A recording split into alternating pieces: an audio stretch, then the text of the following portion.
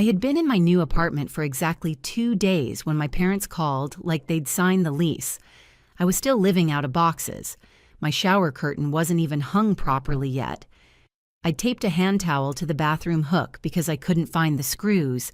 It was the kind of new beginning that still felt fragile, quiet, a little messy, mine. Then my dad's voice hit my ear, sharp and sure. "We're coming tonight," he said. "Hand over the keys." No hello, no congrats, just an order. I stood in my tiny kitchen, staring at the bare counter where I'd set a single mug and a jar of instant coffee. My stomach tightened, but I didn't let it climb into my voice. "Dad," I said, "what are you talking about?" My mom jumped in immediately, like she'd been waiting to deliver her part. "Your sister needs a fresh start. You're the one who can do the right thing." My sister, of course. I could already picture her, standing behind them, arms folded, eyes bright with that practiced innocence. The one who always needed something right when I finally had something of my own. "I just signed the lease," I said, keeping my tone flat. "This is my place." My dad snorted. "You're not listening. We'll be there in a few hours. Have the keys ready." My mom added sweetly, "And clear out the main bedroom. She's had a hard year." I didn't argue, not because I agreed, because I knew how arguing works with them. They turn it into a trial where the loudest person wins. So I did what I always do when I don't want my life rewritten. Quiet steps, recorded trail, one move at a time. "Okay," I said softly. My dad paused, surprised by how fast I folded. "The good." I ended the call before they could add details, then stood still for 1 second and listened to the apartment. No noise, no footsteps, just the soft hum of the fridge and the faint sounds of the building around me. Someone's TV through a wall, water running somewhere. I walked to the little packet the leasing office had given me. Rules, contact numbers, building policy, front desk, concierge, controlled access.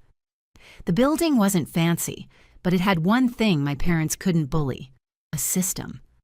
I pulled out my phone and opened the resident app, the one I'd set up yesterday to get package notifications. There was a setting I'd noticed during onboarding but hadn't touched: guest access. It was toggled open by default, meaning anyone you buzz in could come up without you meeting them. I turned it off. Then I saw the next option: intercom calls, forward to phone. That one was on. I left it on because I wanted something very specific. I wanted the building to call me when they arrived, so the refusal would be documented and time-stamped. Then I texted one person, not my sister, not my mother, not anyone in my family who would twist it. I texted Malik, the front desk supervisor. I'd met him once when I moved in, calm, professional, and clearly tired of people who think rules don't apply to them. Me. "Hi, Malik. This is Jenna in 4B. My parents and sister may show up tonight demanding access. They are not authorized to enter my unit. If they arrive with luggage, please do not send them up. Please log it and call me through the intercom. Thank you." A minute later, 3 dots appeared. Then his reply came in, short and perfect. "Malik. Understood. Will follow resident authorization only. I'll note it in the desk log." Desk log. That's what my parents never plan for. They plan for emotions. They plan for guilt. They don't plan for someone writing it down. I set my phone on the counter and walked to the door. The lock was new. The deadbolt sounded solid when it turned. I checked it twice anyway, not in panic, just habit. Then I waited. At 6:47, my phone buzzed with a call from the building intercom. I answered, already knowing the shape of what I'd hear. "Hi, Jenna," Malik said, voice steady. "Your parents are here. 2 suitcases, 1 additional person." My chest went tight, but my voice stayed even. "Do not send them up." "Copy," he said. "They're insisting they have a right to the unit." "Do you need me to come down?" I asked. "No," Malik replied. "We can handle it. And I just need you to confirm they are not authorized." "They are not," I said. "Got it," he said. "I'm going to tell them no." The call ended. 2 minutes later, my phone buzzed again. This time, a text from my mom. "We're in the elevator." I stared at it and felt a cold calm settle into my shoulders. Because elevators don't come up without authorization in this building, unless someone tailgates, unless someone lies their way in, or unless the building lets them, which it wouldn't, not after Malik logged my message. Then I heard it, the soft ding of the elevator down the hall, footsteps, rolling luggage wheels, my parents' voices already arguing about space like they were picking out furniture in a store. They stopped at my door. I didn't move. I didn't touch the handle. I didn't speak through it. I waited for the one sound that mattered. Then the click. Not my lock. The building's system. The hallway intercom speaker above my door crackled to life, and Malik's voice came through, calm, amplified, impossible to ignore. "Mr. and Mrs. Lawson," he said, "you are not authorized for this floor. Please return to the lobby now." And in the silence that followed, I heard my mother's breathing change like she'd just realized the building wasn't going to bend for her. For a second, my parents didn't move.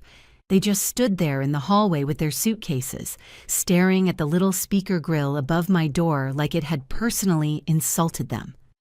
My mother recovered first, the way she always did, by trying to turn authority into customer service. "Excuse me," she called toward the ceiling. "We're her parents. Open the door, Jenna." My father gave a short laugh. "It's loud enough to travel down the hall. This is ridiculous. She's inside. She's clearly expecting us." I stayed silent, my back against the inside wall, phone in my hand with the screen recording on. No face, no video, just audio and timestamps. The intercom crackled again. "Ma'am," Malik said, still calm, "this floor is resident access only. You are not authorized. Please return to the lobby." My mother's voice sharpened. "Put her on the phone." "Jenna already confirmed you are not authorized," Malik replied. "That's the end of it."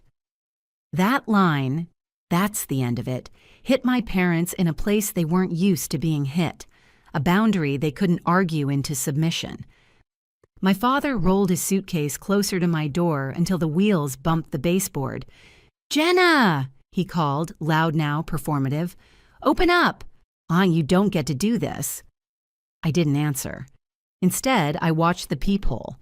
My mother turned slightly and noticed the white envelope I'd taped beside the door handle earlier. Plain, thick, with their names written on it in block letters. Diane and Rick Lawson. I'd taped it there like a hotel welcome packet, like something polite, like something final. My mother snatched it off the wall and ripped it open without reading the front. A single page slid out, along with a second sheet that looked like it came from the building. Printed, clean, boring. My mother read the first line, and her face twitched. My father leaned over her shoulder. I'd kept the letter simple for a reason. No accusations, no therapy language. Just terms. You are not allowed to enter my apartment. You are not receiving keys. Any attempt to force entry or harass staff will be treated as trespass. All communication goes through email. The second page was the building's guest policy excerpt with a section on unauthorized access highlighted. My mother's voice went high. "She prepared this." My father's jaw clenched. "She thinks she's clever." My mother slapped the paper against my door like that would make it less true. "Jenna, stop hiding behind rules. Your sister needs a place to stay." I heard another set of footsteps in the hallway, someone coming from the stairwell. A door opened and closed, then a man's voice, low and firm. "Evening," a security guard said. "What's going on here?" My mother spun like she'd been waiting for a new audience. "Finally, we're trying to get into our daughter's unit. She's having some kind of episode." There it was, and the old tactic. If they couldn't control me, they'd try to reframe me. The guard didn't respond to the diagnosis. He responded to the situation. "Do you have a key fob for this floor?" he asked. My father scoffed. "We don't need one. We're family." The guard's tone didn't change.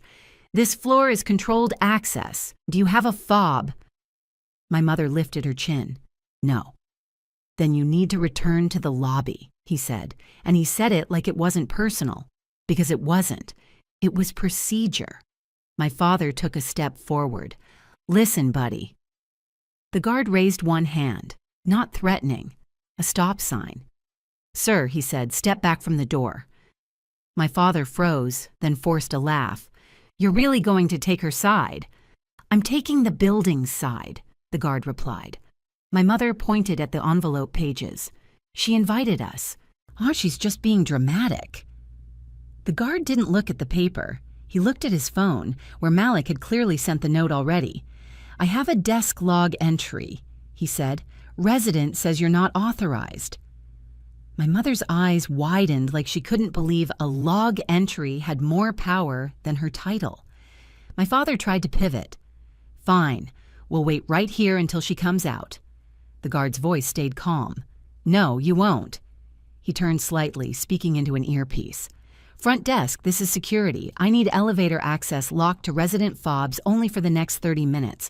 We have unauthorized visitors on 4. A second later, Malik's voice came back faintly through the guard's earpiece. Copy, locking now. My mother snapped. You can't lock an elevator. The guard didn't argue. Oh, it's already locked. My father looked down the hall, then back at my door like he was deciding whether to make a scene worth recording. And that's when my phone buzzed. One short notification from the resident app. Front desk log update. Unauthorized visitors advised to return to lobby. Security dispatched. Time stamped. Saved.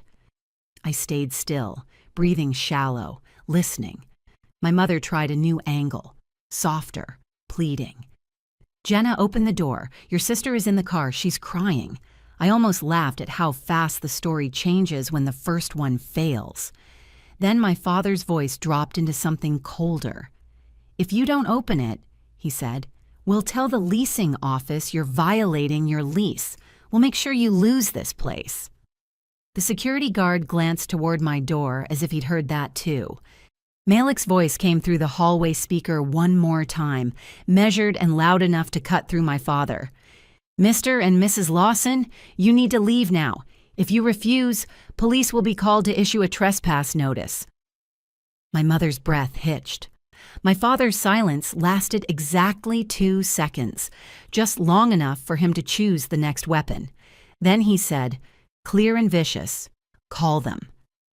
And I knew, with the certainty of someone who's lived this pattern before, that my parents were about to escalate this beyond the building, because that's what they do when a door finally stays shut. My father didn't wait for the elevator to unlock again. He pulled his phone out right there in the hallway and started talking loud enough for my door to hear every word. Yes, he said, pacing. We need police. She's refusing to open the door, and she's not acting right. My mother jumped in, voice trembling on purpose. Our daughter just moved in and she's having some kind of breakdown. We're scared for her. I kept my forehead against the inside wall, listening, and felt that cold calm settle deeper. They weren't calling because they believed I was unsafe. They were calling because uniforms feel like leverage. The security guard didn't argue with them. He just stepped slightly to the side, giving himself space and giving them less stage. Sir, he said evenly, you've been instructed to leave. If you choose to involve police, understand they'll be responding to trespass. My father pointed at my door. Good, then she'll have to deal with it. I didn't open the door. I opened the resident app again. There was a button I hadn't used before. Incident report request. Malik had told me during move-in that if anything ever happened, the desk could log it and management could pull footage. I tapped it, wrote one sentence, and hit send. Unauthorized visitors on my floor attempted access, threatened staff, and are now calling police. Please preserve lobby and elevator footage. Delivered. Time-stamped. Then I texted Malik directly. Me. If police arrive, please meet them with the desk log plus camera footage. I am inside and safe. I will speak through the door only. His reply came fast. Malik. Copy. Already pulled elevator access log. Security has eyes on them. Police en route. Elevator access log. That phrase mattered more than my father's volume, because if my parents had truly been invited, there would be a record, a fob, a guest call, a buzzer event. Instead, they had rolled right up on someone else's access, betting the building wouldn't care. They were wrong. 5 minutes later, the hallway got quieter in a way that didn't feel like peace. It felt like everyone waiting. Then I heard the elevator ding again, but this time it wasn't luggage wheels. It was boots. 2 uniformed officers stepped out, followed by Malik, calm as ever, and the security guard in his blazer. My mother immediately rushed toward them. "Thank God," she said, clutching her chest. "We're so worried." My father gestured at my door like he was presenting evidence. "She won't open up. We think she's unstable." The officers did what good officers do in a building like this. They didn't take the story first. They took control of the space. "Ma'am," one officer said, holding up a hand gently, "step back." My mother froze. "Are you offended?" The other officer looked at Malik. "You work here?" "Yes," Malik said, "front desk, supervisor." "What's the issue?" the officer asked. Malik didn't editorialize. He didn't say, "These people are awful." He said the simplest sentence on earth. "Resident has not authorized them," he said. "They bypassed access protocols to reach this floor. We instructed them to leave. They refused." My father scoffed. "That's not true. She invited us." Malik didn't argue. He pulled out a printed page from a slim folder and offered it to the officer. "This is our desk log," he said. "Time-stamped. Resident requested no access. Confirmed by phone. Security dispatched." The officer scanned the paper. His expression didn't change, but his posture did, slightly firmer. Then Malik added, "And this is the elevator access log." He held up a second sheet. It looked boring. It was perfect. The officer's eyes tracked the lines. "According to our system," Malik said, "no guest access was granted to these individuals. No resident fob was issued, no front desk override. The elevator trip to this floor was triggered when they entered behind another resident." Tailgating. My mother's mouth opened. "We didn't—" My father cut in fast. "We're family. We're not criminals." The officer finally turned toward my door. "Ma'am," he called, calm, "this is police. Are you inside?" I stepped closer to the door but didn't touch the handle. "Yes," I said through it. "I'm safe. I'm the tenant. They are not authorized to be here." The officer's tone stayed neutral. "Can you confirm your identity?" "Yes," I said. "My lease is in my name. I can slide my ID under the door if you need it." "Do that," he said. And I grabbed my wallet, pulled my ID out, and slid it under the door with 2 fingers. No sudden movements, no drama. A few seconds later, the ID slid back under the door. "Thank you," the officer said. "All right." He turned to my parents. "Ma'am, sir," he said, "this is private property. The tenant has instructed you to leave. The building has instructed you to leave. If you refuse, you can be trespassed." My mother's voice went high. "Trespassed? I'm her mother." The officer didn't argue family titles. That doesn't create access rights. My father stepped forward, shoulders squared. "This is my daughter. She's being manipulated by that building staff. We want a welfare check." The officer paused, then looked at Malik. "Any indication of distress, screaming, threats, anything like that?" "No," Malik said. Or she answered the intercom calmly and asked us to handle it. The officer nodded, then spoke through the door again. "Ma'am, do you need medical help? Are you under duress? Is anyone inside with you?" "No," I said. "I'm alone. I don't need help. I need them to leave." That was all the welfare check needed. The officer turned back to my parents, voice firm but not loud. "Then this is a trespass issue," he said. "You need to leave now." My mother's face tightened like she wanted to cry for an audience, but the audience wasn't buying. My father tried one last push. "Fine, but she's violating her lease. She can't refuse family. She can't—" Malik cut in. calm. Our lease does not require residents to host anyone. The officer nodded.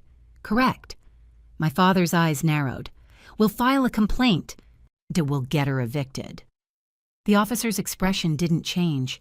You can pursue civil options if you believe you have them. Right now, you're leaving.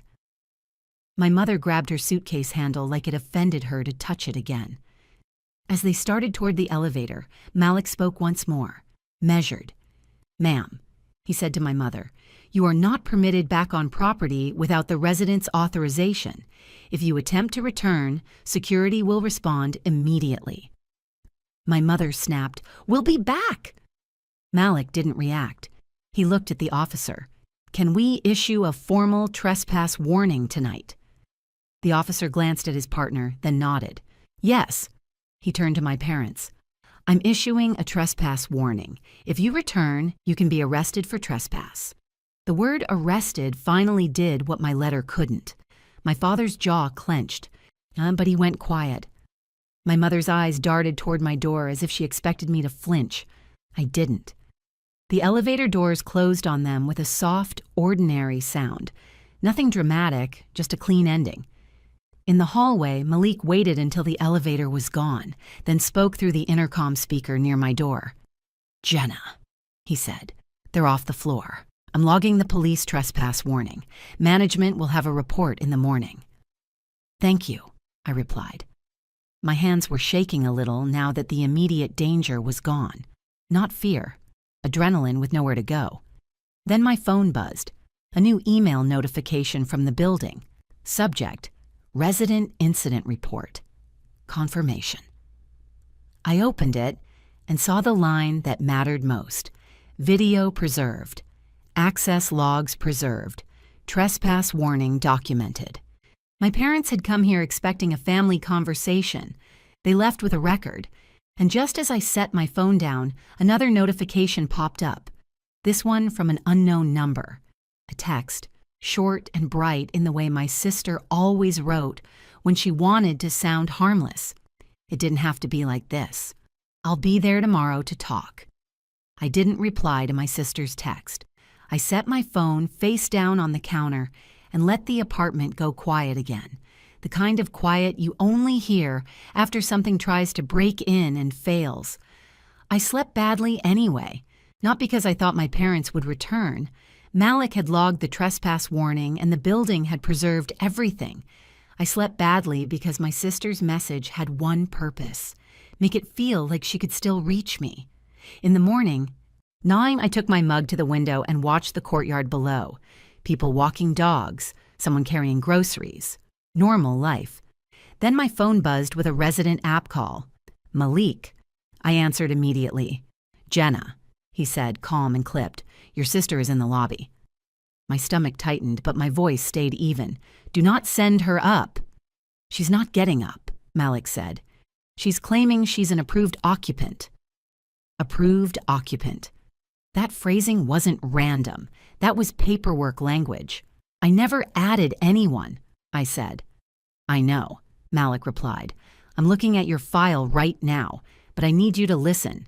She submitted an online request last night. My fingers went cold. What kind of request? Malik's tone stayed professional. An add occupant form. It came in through the resident portal at around 9:24. And it lists her name and your unit. It includes an electronic signature. I stared at the deadbolt like it might answer for me. That wasn't me, I said. I assumed, Malik replied. That's why I'm calling. We flagged it and locked the portal action. Property management is here. They want your confirmation in writing. Send it to me, I said, right now. A second later, my phone buzzed with an email notification from the building. Subject, verification required. Occupant addition request, Unit 4B. I opened it and felt my stomach drop again, not because of the request itself, but because of one line in the header. Submitted from Lobby Kiosk Network. She'd done it in the building, on purpose, like she wanted the building to be the witness. I called Malik back immediately. Malik, I said, I'm emailing you now. I did not submit that request. She is not authorized. Good, he replied. Do that. Also, security is with her. I typed with my thumbs, short and clean. I did not submit the occupant request. I do not authorize Aaron Lawson to enter my unit or be added to my lease in any way. Please preserve the submission logs, IP/device details, and lobby camera footage. I hit send. Delivered. Then I stood in my hallway for a second, breathing through my nose, listening to the building around me. The air felt thinner, not because I was scared, but because I could see the shape of her play now. My sister didn't want a conversation. She wanted a paper trail that looked like consent. My phone rang again. Malik, same steady voice. "Jenna," he said, "she's escalating." "How?" "She's saying you're being controlled," Malik replied. "Word and she's asking us to do a wellness check because you might be in danger." Of course she was. If she couldn't get in through a fake lease action, she'd try to get in through concern. "Put security on," I said. A different voice came on, lower, firm, careful. "This is building security," he said. "Ma'am, are you safe?" "Yes," I said through the phone. "I'm safe. I'm alone, and she is not to be admitted." "Understood," he replied. "We're documenting. We may need police again for a formal trespass order for her personally." "Do it," I said. I didn't go down to the lobby. I didn't want a scene where she could film my face and edit it into a story. I stayed inside and let the system do what it was built to do. A few minutes passed. Then Malik called again, and I could hear the controlled tension in his voice. "She's denying it," he said. "She's saying the portal request must have been a glitch." "A glitch that used her name," I said. Malik exhaled quietly. "Exactly." "Do you have the signature sample from my lease file?" I asked. "Yes," he said. "Management is comparing it now." That was my proof for this part. Not "I swear," but signature mismatch, plus kiosk submission logs, plus camera. I heard muffled voices through Malik's end of the line, someone asking my sister for ID, someone else saying, "Ma'am, you need to step back from the desk." Then Malik said, "Police are here." I closed my eyes for a beat. Not relief, just the feeling of inevitability. A new voice came on the line, clear and official. "Ma'am," an officer said, "this is Officer Ramirez. The front desk has reported an attempted unauthorized access and a suspected fraudulent lease request. Are you the lawful tenant of Unit 4B? "Yes," I said.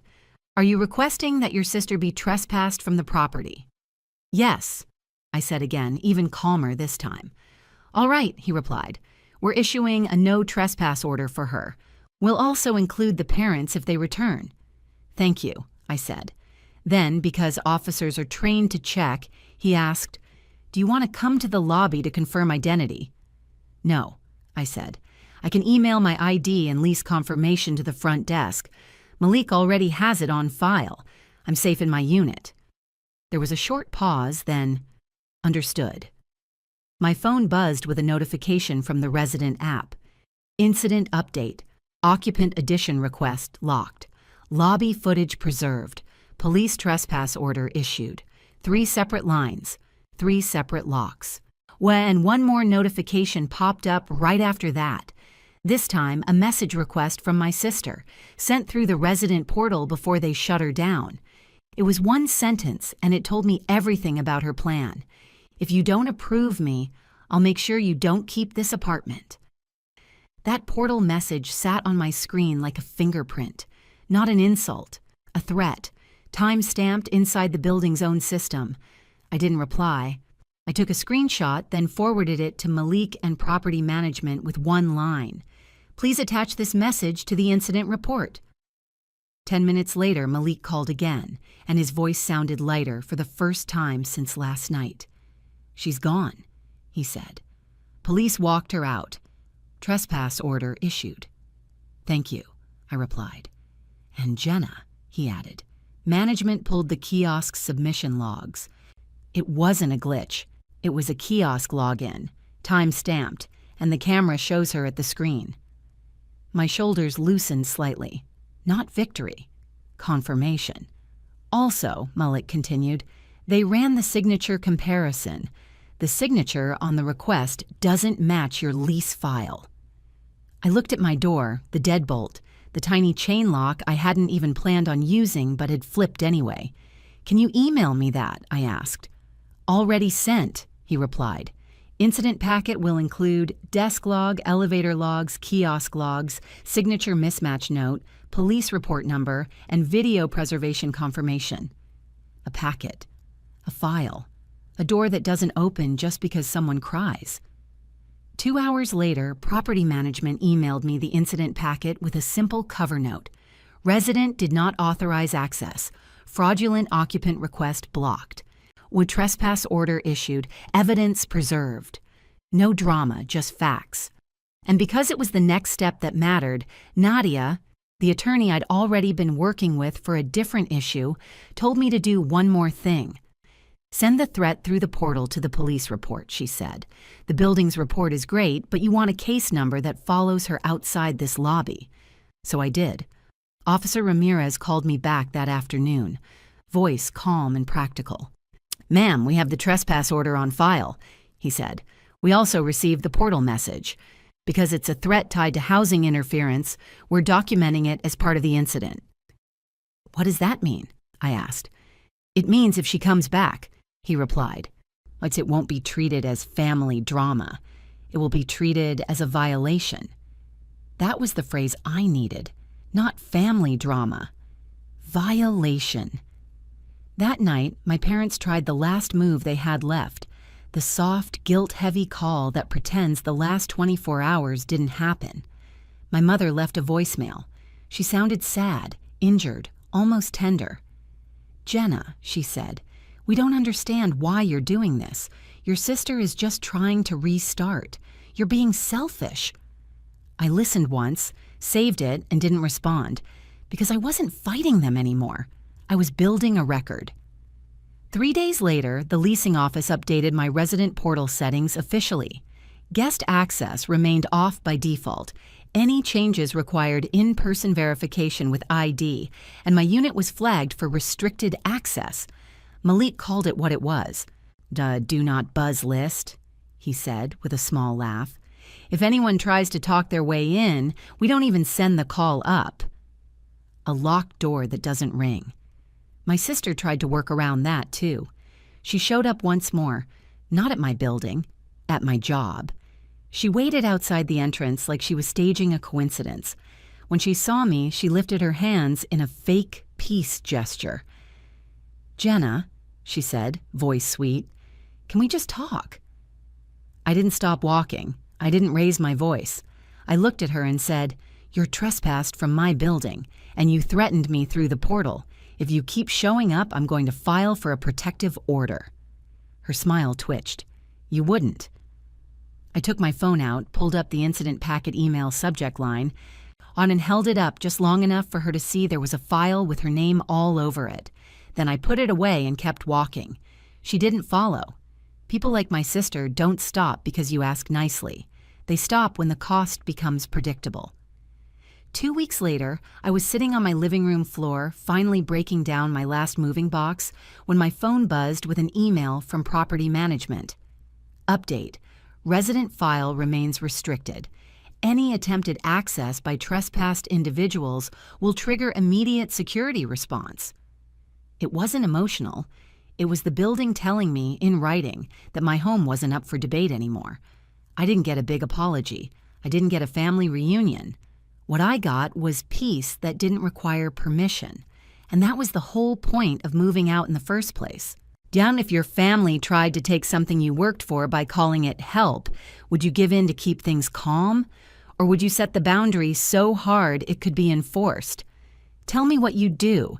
And if you want more stories like this, where paperwork beats pressure, like and subscribe, I'll see you in the next one.